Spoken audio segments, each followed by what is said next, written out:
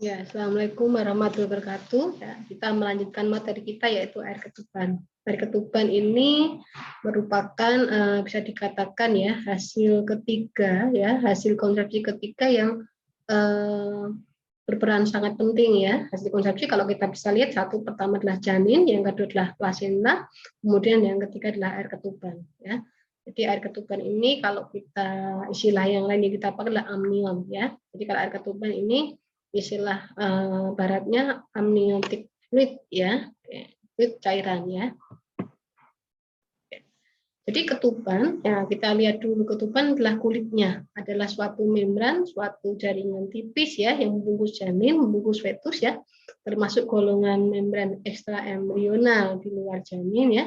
Strukturnya tipis namun cukup kuat untuk melapisi korion dan berisi embrio yang kelak akan tumbuh menjadi fetus ya dengan carian amnion di sekitarnya.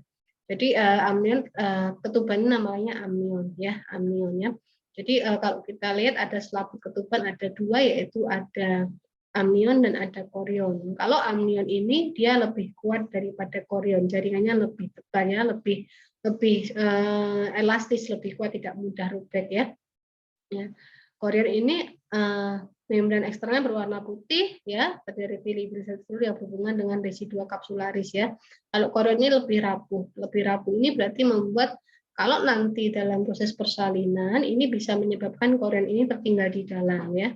Jadi kalau amnion ini lebih kuat sehingga jarang dia tertinggal di dalam. Yang lebih sering tertinggal yang korion karena dia lebih rapuh, lebih mudah robek, lebih mudah ketinggalan ya. Oke.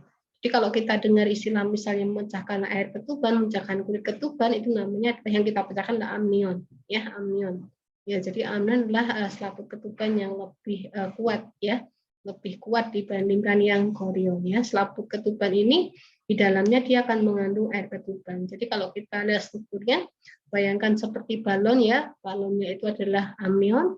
Kemudian kalau di dalam balon kita isi air, berarti air ketuban. Kalau kita masukkan bola di dalam air, di dalam balon tadi, berarti yang bolanya adalah sebagai janinnya. Ya, air ketuban ini merupakan cairan yang terdapat di dalam rongga amnion yang diliputi oleh selaput janin. Tadi ya, air ketuban ini berwarna putih, agak keruh, bau khas ya, agak amis dan ada rasa manisnya ya. Sehingga cukup aman sebenarnya kalau air ketuban ini sebenarnya steril ya, dia tidak mengandung bakteri kecuali kalau amnionnya ini bocor atau berlubang ya, sehingga nanti ada bakteri yang masuk. Tapi selama amnion atau ketubannya utuh ini, air ketuban ini dia steril, sehingga walaupun dia masuk ke saluran pencernaan, masuk ke saluran pernapasan bayi atau janin, tidak akan menimbulkan reaksi infeksi ya. Ya. Berat jenisnya 1,08 ya, nanti akan menurun seiring bertambahnya usia kehamilan.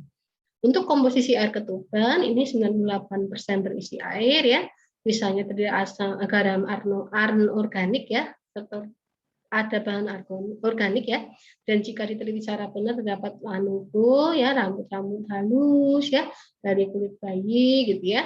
Kalau kita bulu kulit gitu ya, tapi kalau pada bayi ini sangat halus ya, sangat lembut, namanya lanugo ya. Sel epitel gitu ya, sel epitel itu bisa dari organ rongga-rongga di tubuhnya bayi yang lepas ya seiring dengan waktu, tapi masih normal ya.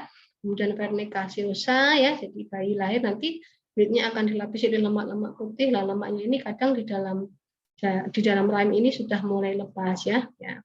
Ini ya, kemudian stem protein albumin, jenisnya albumin ya. Ya, cairan ini akan menumpuk dalam rongga amnion yang jumlahnya meningkat seiring dengan umur kehamilan ya. Jadi semakin tua kehamilan nanti akan semakin banyak ya. Ya, ini kalau kita lihat nih jumlahnya ini kalau masih ini 0 sampai 12 minggu ini baru sekitar 1%, nanti dia akan naik ya, akan naik sampai dilihat nih puncaknya sekitar 36 minggu, 34 minggu ya. 32, 34 minggu ya. 32, 34 minggu ini tinggi ya. Nah, sampai sini ya. Normalnya di sini ya, normalnya sini ya. Kemudian dia akan turun perlahan-lahan ya, akan turun perlahan-lahan ya. Jadi nanti kalau sekitar masa persalinan ya dia akan ada sekitar 1.000-1.200 cc ya di umur kehamilan yang normal ini ya, melahirkan sekitar 40 sampai 42 minggu. ya. Tapi nanti kalau dia semakin tua kehamilannya belum lahir ya semakin beresiko karena banyak sekali fungsi air ketuban ya. Kalau umur kehamilan semakin tua dia belum lahir, maka otomatis air ketubannya ini akan berkurang jumlahnya ya. Nah, fungsi air ketuban ini banyak sekali ya, sangat penting.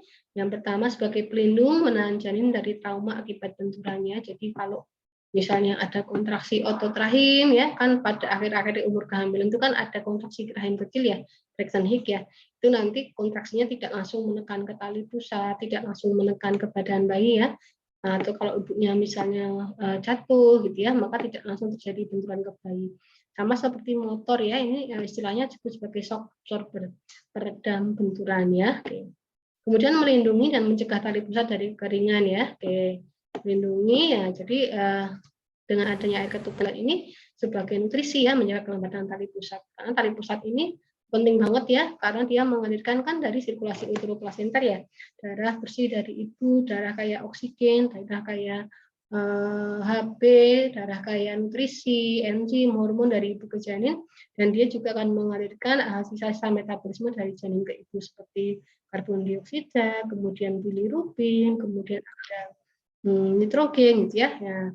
Kalau ternyata nanti air ketubannya ini berkurang sekali, maka tali pusatnya bisa kering. Kalau kering kan nanti dia mengerut, maka sirkulasi darah dari ibu ke janin dan janin ke ibu tidak lagi lancar ya. Ya. Ini sebagai cadangan cairan dan sumber nutrien bagi janin, kan tadi masuk ke saluran pencernaan, saluran pernapasan ya. Kemudian mungkin kan janin bergerak lebih bebas ya. Seperti kita di kolam renang itu, kalau ruangannya luas, maka tubuh kita akan membuka lebar ya, sehingga nanti organnya bisa berkembang dengan baik ya. Ya. Menjadi inkubator ya, sangat-sangat istimewa karena suhu tubuh janin itu sangat memerlukan suhu tubuh yang hangat. Nah, kehangatan ini diperoleh dari air ketuban ya. Ya, tadi dikatakan bahwa selama selaput ketubannya itu utuh, maka dia akan menjadi pelindung dari infeksi ya.